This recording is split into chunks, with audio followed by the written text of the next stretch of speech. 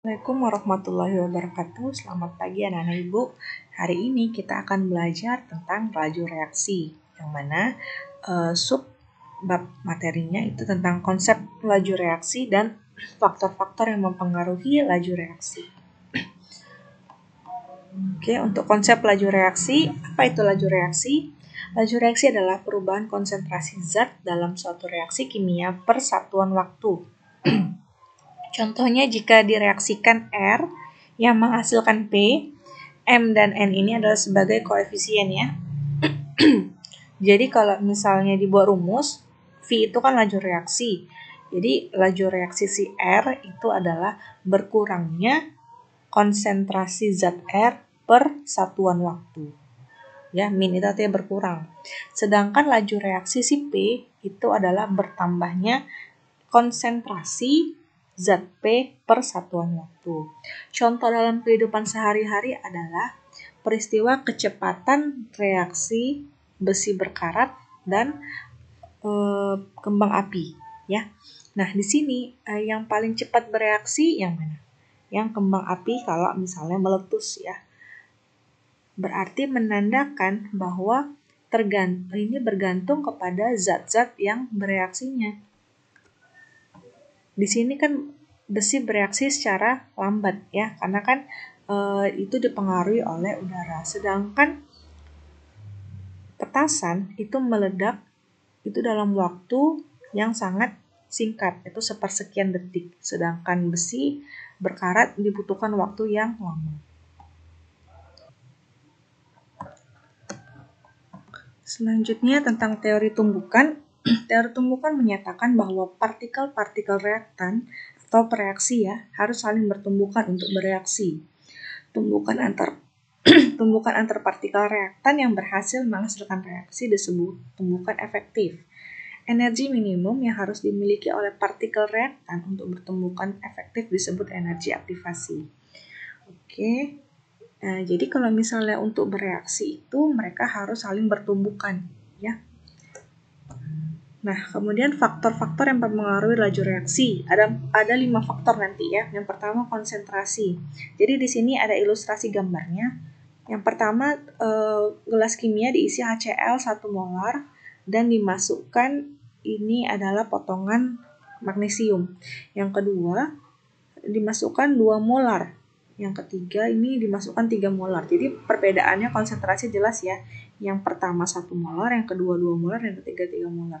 Pada saat dimasukkan bersama-sama pita magnesiumnya, nah ternyata yang paling cepat bereaksi itu yang gelas kimia yang ketiga.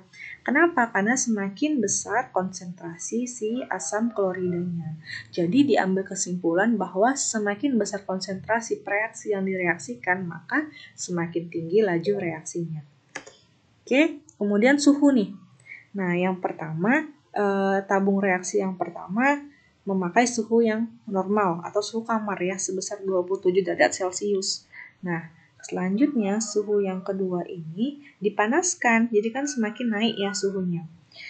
Nah, pada saat dimasukkan logam Al, ternyata yang paling cepat habis itu logamnya itu yang jika dipanaskan. Jadi dapat diambil kesimpulan bahwa semakin tinggi suhu reaksi yang direaksikan, maka semakin cepat laju reaksinya. Kemudian yang ketiga, faktor yang ketiga itu adalah luas permukaan. Contohnya ada 3 gelas kimia ya. Yang pertama diisi oleh kalsium karbonat serbuk. Yang kedua diisi kalsium karbonat butiran. Yang ketiga diisi kalsium karbonat kepingan. Ini batu pualam ya nak ya. Nah, pada saat direaksikan dengan HCl, semua direaksikan dengan HCl. Yang paling cepat bereaksi itu yang gelas kimia yang pertama. Ya, berarti kan ini luas bidang permukaannya semakin besar karena semuanya ini kena sama asam kloridanya. Semua sisinya itu habis direaksikan dengan asam klorida. Sedangkan yang batu pualam yang ini, yang besar ini, yang bongkahan ini kan hanya yang bagian-bagian luarnya saja yang kena reaksi. Sedangkan yang bagian dalamnya kan enggak. Berarti ini luas bidang permukaannya kecil. Ya, bisa dibedakan ya. Jadi bukan berarti ukuran yang besar luas bidang permukaannya besar. Salah.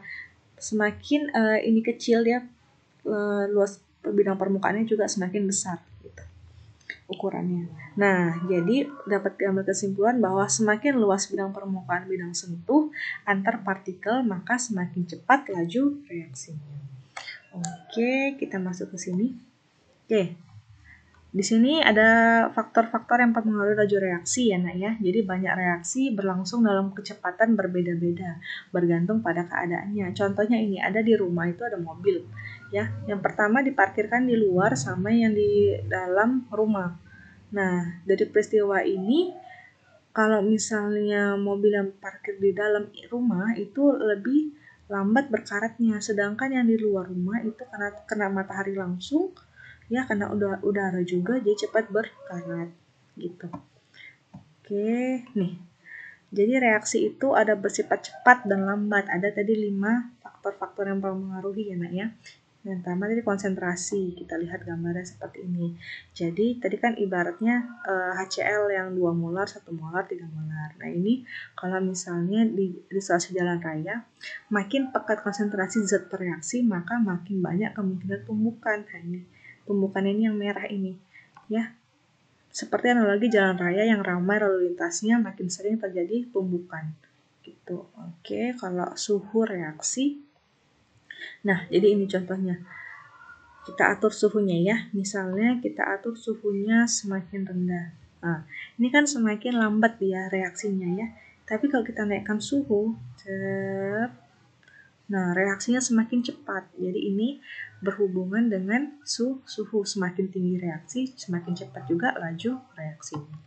Sedangkan tekanan sama volume. Nah, tekanan volume ini berbanding terbalik. Artinya, jika kita menaikkan tekanan, nah laju reaksinya semakin cepat. Nah, volumenya tapi makin kecil kan?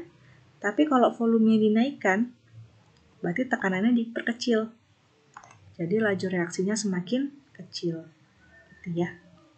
Kemudian luas permukaan dulu. Nah, ini contohnya yang tadi. Yang pertama kita masukkan batang besi yang serbuk, kemudian yang kedua batang besinya. Nah, gelembung gas yang lebih banyak dan cepat itu di gelas kimia yang pertama. Yang lambat itu di gelas kimia yang kedua. Ini berarti luas permukaan si serbuk besi itu lebih besar dibandingkan luas permukaan batang besi.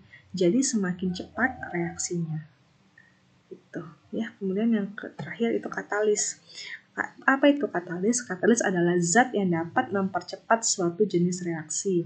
Sifat katalis akan menurunkan sifat energi aktivasi, yaitu energi minimum yang harus dimiliki oleh zat supaya reaksi dapat berlangsung. Energi aktivasi dapat digambarkan sebagai rintangan yang harus dilewati, sehingga makin banyak katalis makin kecil rintangannya dan makin mudah reaksi terjadi. Oke, ini jadi semakin menambah katalis maka dapat menurunkan energi aktivasi. Jadi kalau ditambahkan katalis pada suatu reaksi, katalis itu tidak dapat ikut bereaksi. Dia hanya mempercepat suatu reaksi. Oke, demikian untuk pertemuan hari ini. Nanti kuisnya akan Ibu share melalui Teams.